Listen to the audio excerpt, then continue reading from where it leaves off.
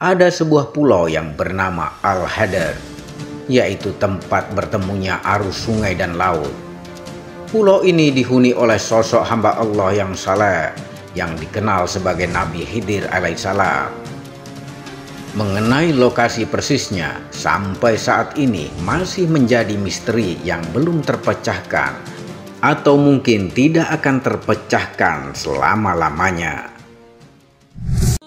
Assalamualaikum warahmatullahi wabarakatuh, sahabat Islam. Selamat datang di Islami Vision. Bismillahirrahmanirrahim. Alhamdulillahirabbil alamin. Wabihi nasta'inu ala umurid dunya waddin. Wassalatu wassalamu ala asrafil anbiya'i wal mursalin wa ala alihi wa sahbihi ajma'in, amma ba'du. Sahabat Islami Vision yang dirahmati oleh Allah, pada kesempatan kali ini kita akan membahas tempat paling misterius di bumi ini yang tertera dalam Al-Quran dan hadis.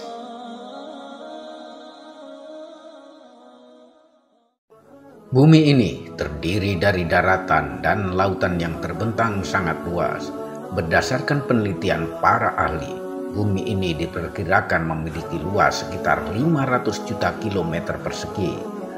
70%-nya adalah lautan dan 30% adalah daratan yang luasnya hanya sekitar 149 juta kilometer persegi.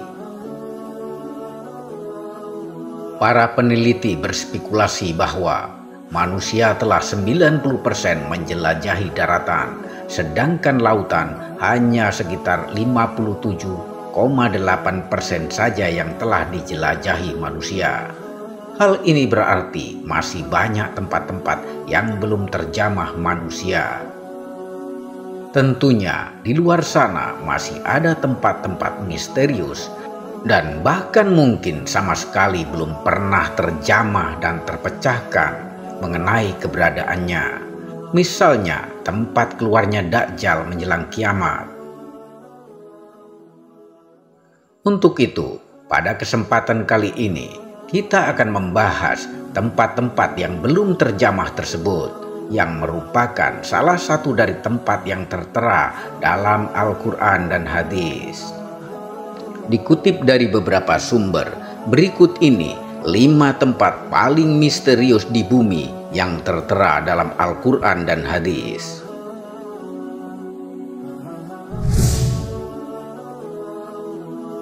Tempat persembunyian Dajjal. Dalam Al-Quran dan hadis disebutkan bahwa munculnya Dajjal merupakan salah satu dari tanda-tanda datangnya kiamat kubro. Dunia diambang kehancuran yang besar jika Dajjal telah muncul. Dajjal dipenjara oleh Allah Subhanahu wa Ta'ala di suatu tempat misterius dan dijaga oleh seekor hewan yang bisa berbicara yang bernama Al-Jazasa. Namun perihal lokasi tepatnya, Nabi Muhammad SAW tidak menjelaskan secara rinci. Hanya saja Rasulullah SAW menunjukkan arah tempat Dajjal keluar, yaitu dari perkampungan Yahudi, Asbahan, dan bersamanya ada 70.000 orang Yahudi. Hadis yang diriwayatkan Anas radhiyallahu an, Dajjal akan keluar dari bumi di arah timur yang dinamakan dengan Khurasan. Artinya secara pasti diketahui bahwasannya tempat munculnya Dajjal adalah dari sebelah timur dan tak jauh dari daerah yang bernama Khurasan. Khurasan sendiri sejak abad ketiga Masehi itu adalah suatu tempat yang luas meliputi Iran, Afghanistan, Tajikistan, Turkmenistan, Kazakhstan, dan Uzbekistan. Sedangkan tentang di mana pulau tempat Dajjal dikurung mungkin saja berada tidak jauh dari wilayah tersebut. Dan sudah banyak beredar kabar bahwasanya Dajjal dikurung di salah satu pulau di Yaman yang bernama Socotra. Pulau Socotra adalah pulau yang sangat aneh, di mana keanehannya tersebut ditunjukkan kepada hewan-hewan dan tumbuhan yang tidak ditemukan di tempat lain, namun hanya hidup dan tumbuh di Pulau Socotra. Dengan adanya hal tersebut, tak pelak banyak orang yang mengaitkan tentang Pulau Socotra ini sebagai Pulau Dajjal. Namun ada pula yang mengatakan Dajjal ada di segitiga Bermuda, dan ada beberapa pendapat yang lain yang menyebutkan tentang di mana Pulau Dajjal ini sebenarnya. Telaga Ainul Hayat. Ainul Hayat merupakan sebuah telaga atau sebuah tempat yang memiliki mata air yang kalau diminum maka orang itu tidak akan mati sampai hari kiamat kecuali dia memohon kepada Allah Subhanahu wa Ta'ala untuk dimatikan. Telaga Ainul Hayat ini sangat erat hubungannya dengan dua tokoh besar, yaitu Raja Zulkarnain dan penasihatnya yaitu Nabi Khidir alaihissalam. Ada satu riwayat dari As-Salabi dari Imam Ali, suatu hari Raja Zulkarnain bertanya kepada malaikat tentang bagaimana ibadahnya malaikat kepada Allah Sang Pencipta. Lalu kemudian malaikat pun menjelaskan kepada Zulkarnain bahwasanya ada malaikat yang sejak dia diciptakan dia selalu sujud dan tak pernah mengangkat kepalanya untuk selama-lamanya, karena dia tidak mau menyia-nyiakan waktu untuk selalu beribadah kepada Tuhannya.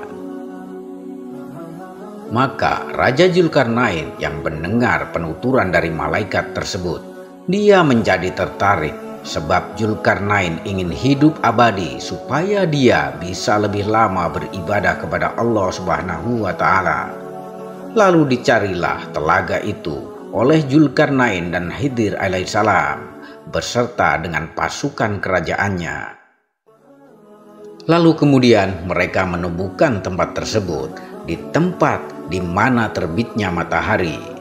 Tempat itu digambarkan sebuah tempat yang gelap, namun bukan seperti gelap malam hari, tapi gelap karena ada semacam asap dan kabut yang sangat tebal.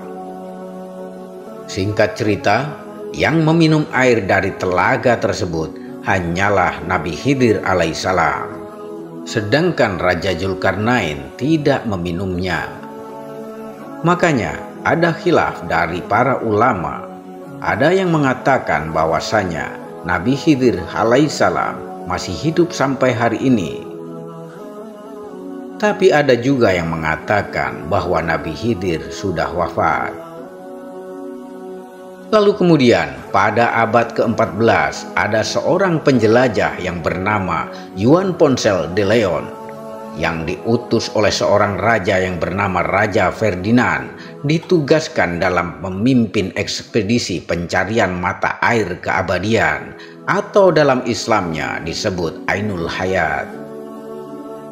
Akan tetapi sampai akhir hayatnya Ponce de Leon tidak pernah menemukannya. Dia justru tewas karena dipanah oleh suku pedalaman dari India. Dengan demikian, tentang kepastian lokasi telaga Ainul Hayat hingga saat ini masih sangat misterius.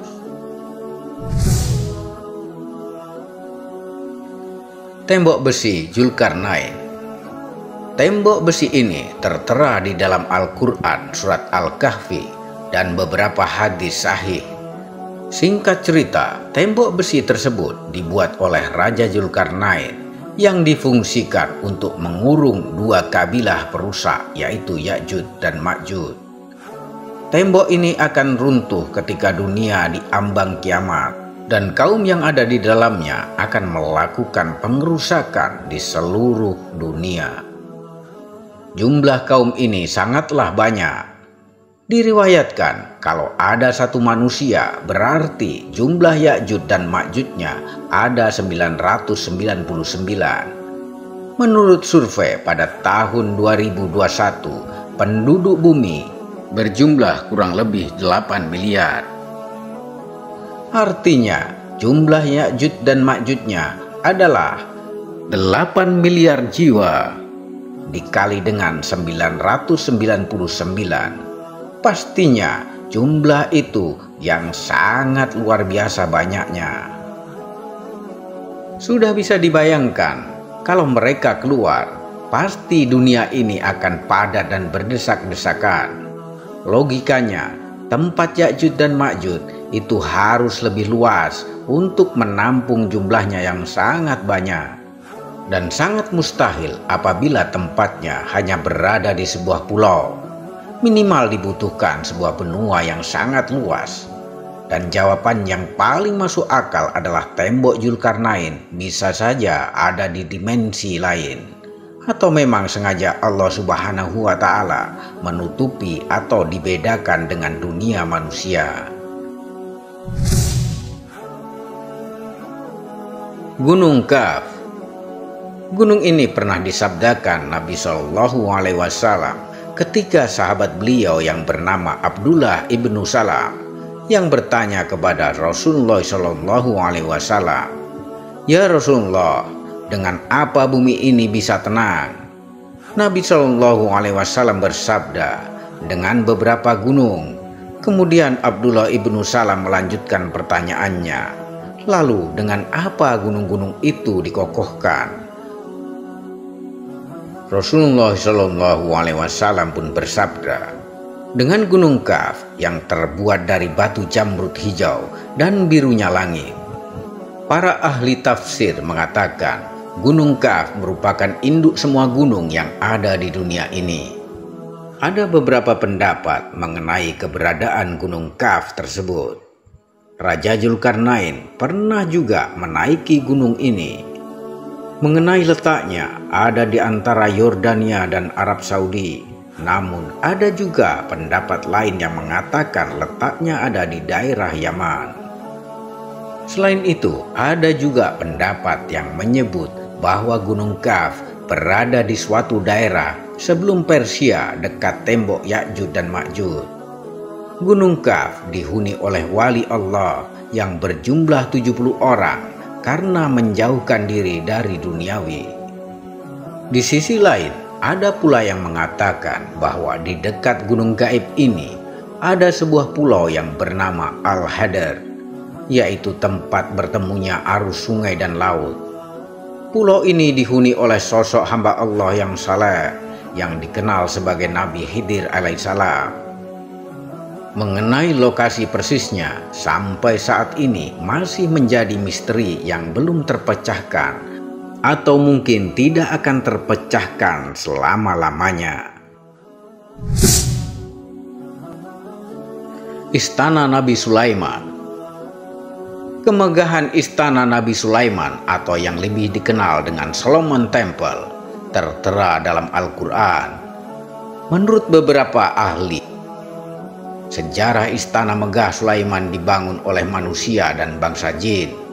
Oleh sebab itu, istana Nabi Sulaiman alaihissalam ini sangat istimewa dan tidak bisa dibandingkan dengan bangunan-bangunan modern yang seperti sekarang ini. Istana Nabi Sulaiman yang disebut juga dengan Solomon Temple atau Kuil Sulaiman. Hal ini sesuai dengan literatur bangsa Yahudi, bahwa istana Nabi Sulaiman alaihissalam sekarang ini sudah tidak ada lagi alias sudah runtuh. Yang tersisa hanyalah tembok sebelah barat dari bagian kuil. Bagi orang Yahudi, bangunan ini dinamai tembok ratapan. Demikian tadi tempat-tempat paling misterius yang tertera dalam Quran dan hadis. Terima kasih telah menyimak. Sampai jumpa di video-video berikutnya. Wassalamualaikum warahmatullahi wabarakatuh.